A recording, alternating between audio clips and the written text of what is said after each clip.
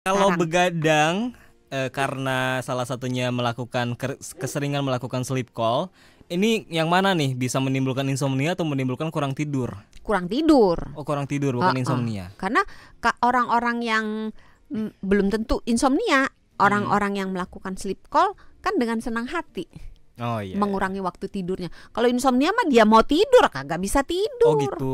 Iya. Oh tapi kalau keseringan bisa jadi insomnia nggak akhirnya? Karena keseringan terus Bisa. nih tiap hari Bisa. sleep callan terus Bisa. akhirnya jadi susah tidur. Iya. Lama-lama kalau nggak melakukan itu jadi kayak ada sesuatu yang hilang gitu.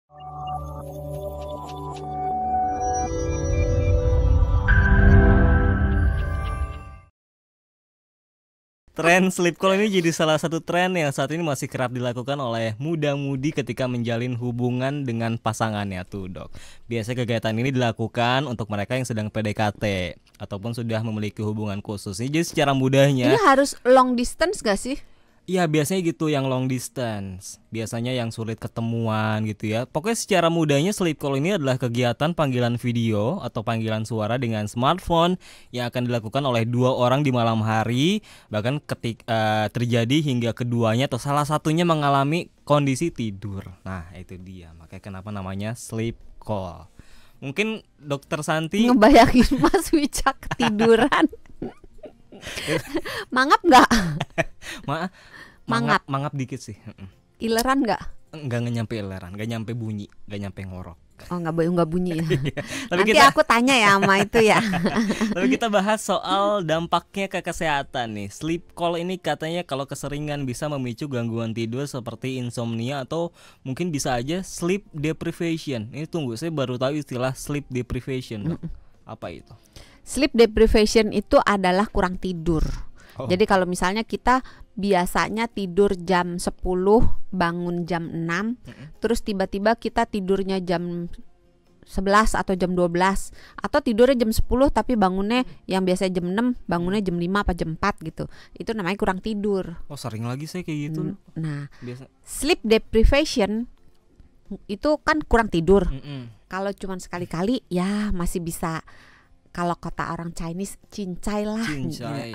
Ya oke lah sekali-sekali doang gitu. Efeknya tidak terlalu Ya, besar dampaknya terhadap kesehatan. Ya. Tapi apabila kurang tidur ini dilakukan berulang-ulang, maka akan timbul yang namanya hutang tidur. Nah nggak ada kan di situ kan? Nggak ada. Nah iya, coba ketik sleep debt.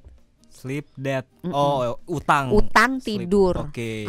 Jadi kurang tidur dikumpulin jadi hutang tidur. Oke. Nah hutang tidur itu bayarnya nggak bisa termasuk kurang tidur sih. Kurang tidur 2 jam bayar 2 jam lunas Nggak gitu. bisa. Oh nggak bisa, ada bunganya. Ada bunga bunganya. harus dibayar. Bedanya sama insomnia kalau gitu apa, Dok? Kalau insomnia kan kita nggak bisa tidur.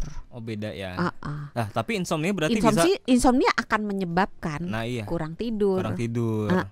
Oke, jadi insomnia itu mungkin Gangguan tidur, susah tidur. awal mulanya. Ah. Ujung-ujungnya bisa jadi ke sleep deprivation gitu ya. Tapi Akhirnya- tidak selalu orang yang mengalami kurang tidur pasti insomnia.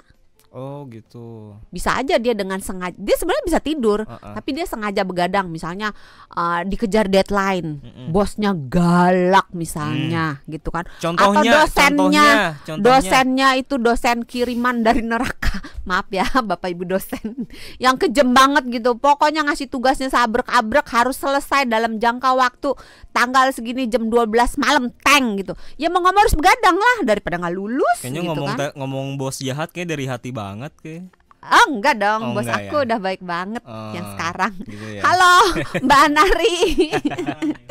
Nah, yang sekarang, catat yang kalau sekarang. begadang karena salah satunya melakukan keseringan melakukan sleep call, ini yang mana nih bisa menimbulkan insomnia atau menimbulkan kurang tidur? Kurang tidur. Oh, kurang tidur bukan insomnia. Karena orang-orang yang belum tentu insomnia, orang-orang yang melakukan sleep call kan dengan senang hati. Oh iya. Mengurangi waktu tidurnya. Kalau insomnia mah dia mau tidur kagak bisa tidur. Oh gitu. Iya. Oh tapi kalau keseringan bisa jadi insomnia nggak akhirnya? Karena keseringan terus Bisa. nih tiap hari Bisa. sleep callan terus Bisa. akhirnya jadi susah tidur. Iya, lama-lama kalau nggak melakukan itu jadi kayak ada sesuatu yang hilang gitu. Itulah pentingnya kita membentuk kebiasaan tidur yang sehat.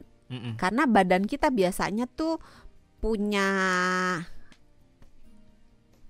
clue, punya petunjuk kalau akan terjadi sesuatu di tubuh, kemudian hari. Jadi misalnya kita udah sikat gigi, cuci muka, kita doa gitu ya.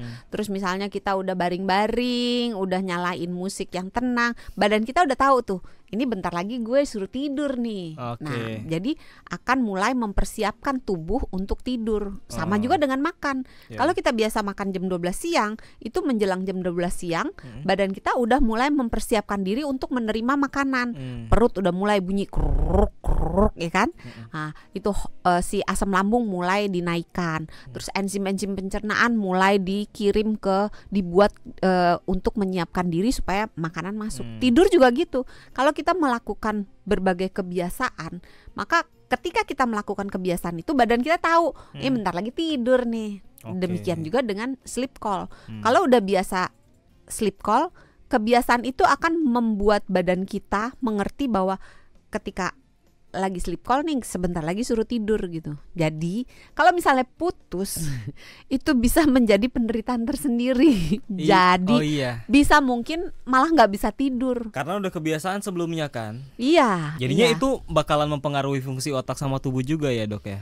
Si gara-gara keseringan sleep call jadi sering begadang. Secara langsung tidak sih. Jadi dalam arti gini, kalau sleep call-nya itu dilakukan secara bertanggung jawab, tapi susah juga sih ya. Kalau pakai video kan ada cahaya ya. Enggak, tapi biasanya sleep call juga bisa gelap-gelapan dok. Video call atau suara? Video call. Nah kalau video call kan ada mukanya. Kalau gelap kan hitam. Iya ada juga yang kayak gitu ya, cuma kelihatan kayak kita lagi ngeliat kucing hitam aja gimana. Kayak gitu. Kadang ada juga yang kayak gitu dok. Emang aneh-aneh deh kebiasaannya. Iya agak aneh gitu ya. Diganti aja sarannya, kalau misalnya bisa diganti ke suara aja tanpa wajah gitu. Itu akan jauh lebih baik.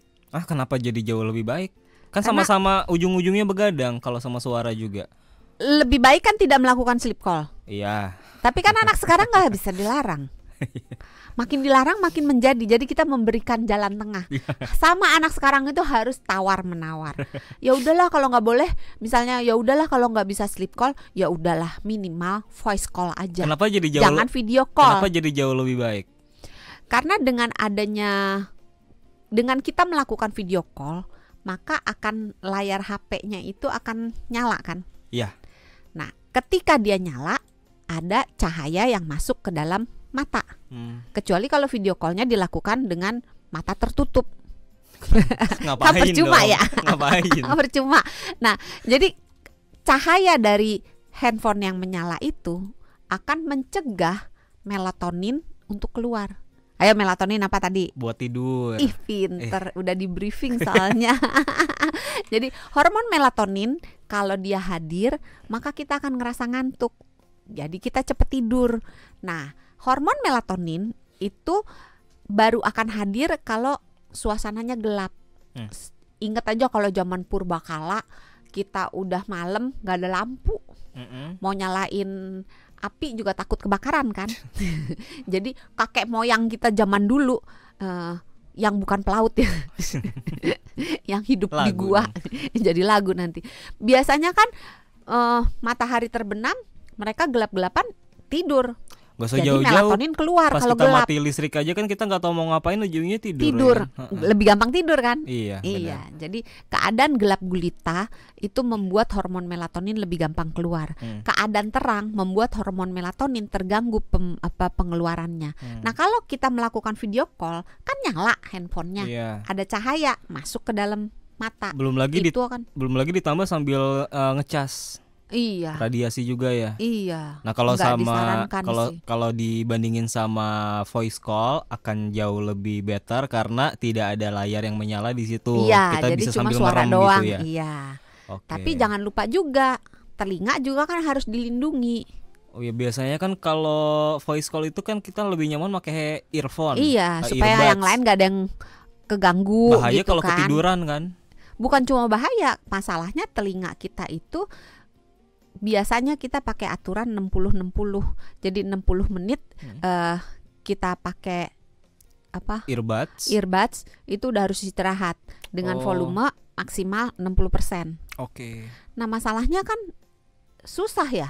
Kalau kita sleep call kan biasanya berjam-jam Oh, ada yang sampai di 24 pagi jam kan. ada. Nah, itu nggak baik untuk Oke. telinga kita. Jadi nggak cuma sekedar kurang tidur, tapi juga terhadap telinga, terhadap hormon melatonin, banyak efeknya.